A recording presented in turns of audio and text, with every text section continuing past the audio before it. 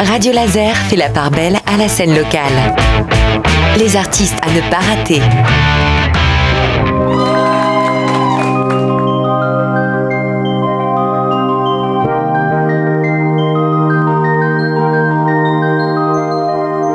À partir de rien, on arrive à ce qu'on vise.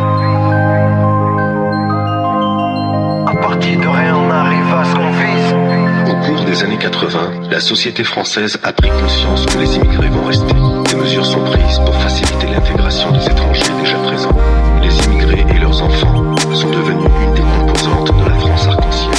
Mais cela ne va pas sans discrimination, ni montée du racisme.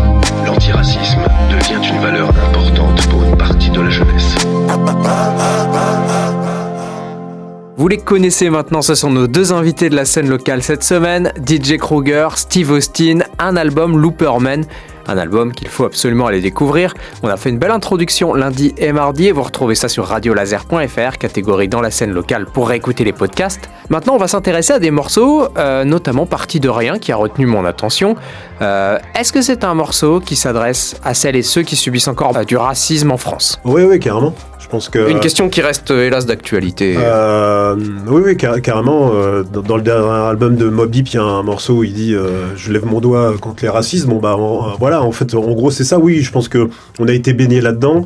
On comprend pas forcément tout le temps les débats actuels, les polémiques et compagnie. Et puis nous, la musique à la base du hip-hop, c'est un truc d'unité en fait, peace, love, unité ouais. Quoi. Donc en fait, on doit partager des choses. Donc c'est plus. Et puis on rend hommage un petit peu à cette musique. Et puis de se dire que nous, on est parti de rien non plus. En fait, voilà, on fait pas partie du sérail et qu'on arrive à monter des choses quand même. Et puis c'est un hommage à Fab qui était un des plus grands rappeurs à mon avis français. Qui est la voix que je scratch donc sur les refrains ouais. En fait. Et qui a arrêté la musique du jour au lendemain comme ça et que nous on a eu l'occasion de voir souvent. Il venait souvent à la radio à l'époque et c'était un personnage assez fort en caractère qui se s'est pas marché sur les pieds mais en tout cas voilà il est sur l'album d'Ayam au micro d'argent là donc voilà.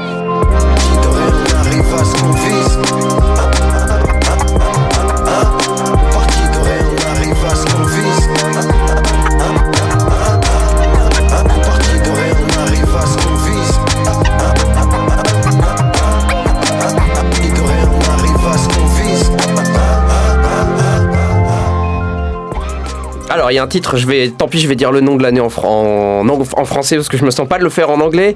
1973 hip-hop, j'aurais pu dire 1973 hip-hop. C'est un peu un hommage à la préhistoire du mouvement Kruger. Oui, alors Sylvain est un peu plus âgé que moi, donc ça va être un peu... On n'a pas parlé d'âge pour l'instant, mais on peut le faire si vous voulez. Hein. Moi, j'ai aucun problème avec ça. C'est l'année de naissance du hip-hop en fait. Et la petite histoire, c'est que le hip-hop est né le 11 août, entre guillemets. Voilà, c'est un peu la date. La date du hip-hop, c'est le 11 août 73. Moi, je suis né 5 jours après, le 16 août 73. 3 ans après. Hein. Voilà, donc okay. En fait, quelque part, je me dis, voilà, j'ai attendu que le hip-hop arrive sur Terre pour moi aussi arriver, parce qu'il y avait une histoire comme ça forte dans mes veines sur le hip-hop. Donc, et trouver des titres... C'est toujours compliqué parce que nous, on n'a pas vraiment de chant ou quoi. Et donc, en fait, on essaie toujours de trouver des trucs. C'est tout le temps en bouche sur hip-hop, Don't Stop, des trucs comme ça. Et mon éditeur, en fait, parce que les morceaux sont édités, il me dit toujours essayez de trouver un autre nom parce qu'il y a plein de morceaux qui s'appellent pareil. Donc, c'est compliqué pour recevoir les droits d'auteur. Donc, en fait, alors là, j'ai rajouté 1973. On aurait pu rajouter autre chose. Voilà. Donc, j'imagine, Kruger, que To The BTO, c'est la même. Ceci dit, le son m'a ramené, moi, à ce que je suis pas un expert en hip-hop, hein, je m'en suis jamais caché ici, mais en tout cas, il y a un son West Coast, c'est une influence dans l'album ? Ouais, dans celui-ci, ouais, peut-être, il y a des guitares, hein, si je dis pas de bêtises, il y a des guitares dans celui-ci. Alors, pareil, il y a une petite influence West Coast, il y a un beat un peu assez breakbeat, on va dire. Et puis, c'est parti d'une impro, tout ça. Hein, on va pas c'est vrai, mentir, donc vous êtes tous les deux en train de bricoler des trucs ensemble, et puis ça arrive d'un coup. Et forcément, ça rejoint ce qu'on disait tout à l'heure, avec toute la musique qu'on a pu écouter auparavant, et qu'on écoute toujours, on écoute plein d'artistes différents, et forcément, ça va se ressentir dans les morceaux que l'on fait aujourd'hui, quoi. Comme plein d'artistes, d'ailleurs. Normal. Et puis, tu parlais du côté drum and bass, on a Wu. Alors, est-ce que tu veux nous dire un mot sur ce côté-là? Parce que j'imagine, c'est toi qui l'emmène, en tout cas, c'est plus globalement sur toute la partie un peu drum and bass du projet. Kruger, ça c'est plutôt ta signature à toi? Alors ce morceau, en fait, comment on fait, c'est qu'à un moment donné, on avait une période où on essayait des trucs un peu plus drum and bass, donc on essayait, donc en fait, il y a un peu de beat hip-hop, et après ça part en drum and bass. Voilà, c'est pas, c'est toujours pas improvisé, mais c'est toujours, on essaie de faire des trucs qui ressemblent à rien, parce qu'en fait, on n'a pas envie de faire un refrain, un couplet, etc., parce que c'est pas le cas. Donc en fait, on fait partir les morceaux, puis à un moment donné, on se dit, tiens, on essaie des choses, en fait. Des fois ça marche pas, des fois ça marche. Et puis, enfin, en tout cas, notre avis, hein, bien sûr, les gens peuvent dire que ça marche jamais, mais en tout cas, on se dit, tiens, ça on a envie, et ben on le laisse, voilà. Ah bah parfait. Alors, on va faire pas vraiment de l'histoire, mais vous avez quand même participé tous les deux à diffuser la culture hip-hop.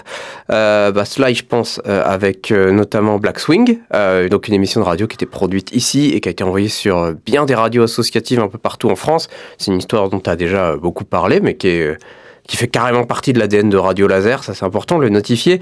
Mais en tout cas, tous les deux, vous avez accompagné le hip-hop pendant toutes ces années. Avec tout ce bagage, quel œil vous jetez sur son évolution actuelle? Kruger, t'en penses quoi du hip-hop en 2025? Aujourd'hui, c'est difficile de juger, en fait. Je suis pas je suis pas juge, quoi, pour... Non, mais t'as forcément des goûts, un avis, une vision. Déjà, on a vieilli, donc forcément, on a peut-être un peu moins de patience sur certaines choses. Donc, je pense que c'est normal. Et c'est physique, quoi. Hein, donc, mais aujourd'hui, le hip-hop a complètement changé. Il y a un hip-hop business en France. Ça, on peut pas le cacher. Et puis, il y a plein de puristes encore derrière. Il y a plein de petits groupes, plein de beatmakers, plein de... Voilà, donc il y a quand même, c'est vachement scindé aujourd'hui. Je pense que dans les années 2000, il y avait le hip-hop, ça faisait qu'un, on va dire. Alors il y avait les majors, tout ça, où il y avait quelques groupes qui étaient un peu propulsés, mais il y avait du talent derrière. Je pense à Yam, Diams, tout ça. Donc c'était des groupes qui se battaient derrière, c'était pas du bluff. Et puis aujourd'hui, on ne sait pas si c'est un vrai produit, on ne sait pas si, on sait plus quoi. En fait. À quel point c'est poussé par l'industrie ou pas? On ne sait pas. Ouais. C'est difficile de savoir. D'ailleurs, j'ai rencontré quelqu'un qui travaille dans la presse hip-hop ce week-end. Je raconte pas souvent ma vie, mais je vais le faire. Et qui m'a dit quelque chose qui est intéressant. Pour lui, le hip-hop, c'était un mouvement qui aujourd'hui n'existe plus. Il reste que le rap. Est-ce que Sly, ça te va, ça? Est-ce que tu es d'accord avec cette analyse? Ouais, donc le hip-hop à l'époque, c'était tout nouveau. C'était un mélange de graphes, de danse, de chants, de DJ et compagnie. D'ailleurs, la série Get Down qui est sur Netflix, produite par Nas, je trouve qu'elle est vraiment, elle répond, elle est très très bien parce qu'elle montre ce que c'était à l'époque. Après, ça a évolué, c'est normal. C'était il y a 50 ans le hip-hop. On va pas rester. Ça évolue, c'est logique. Ça évolue, c'est normal. Après, les jeunes arrivent, ils n'ont pas forcément l'histoire, ils se l'approprient et c'est très très bien. Non, moi je juge pas. C'est comme ça. C'est une musique qui dure, qui a été, maintenant c'est un peu plus pop, urbain, on va dire. Bon, moi, effectivement, j'écoute pas forcément beaucoup de groupes de rap français de maintenant parce que ça me parle moins. Mais c'est normal. Je veux dire, j'ai pas tout à fait le même âge. Donc je réécoute des vieux trucs. Puis il y a quand même pas mal de hip-hop américain qui me plaît bien aussi. Toujours, il y a quand même des gros sons. Donc laissons le truc, ne jugeons pas, laissons le truc. Et puis voilà. On laisse Steve Austin et DJ Kruger ici pour aujourd'hui, mais on va quand même écouter un titre de cet album, Looperman, To The Beat Yo, on en a parlé tout à l'heure, souvenez-vous.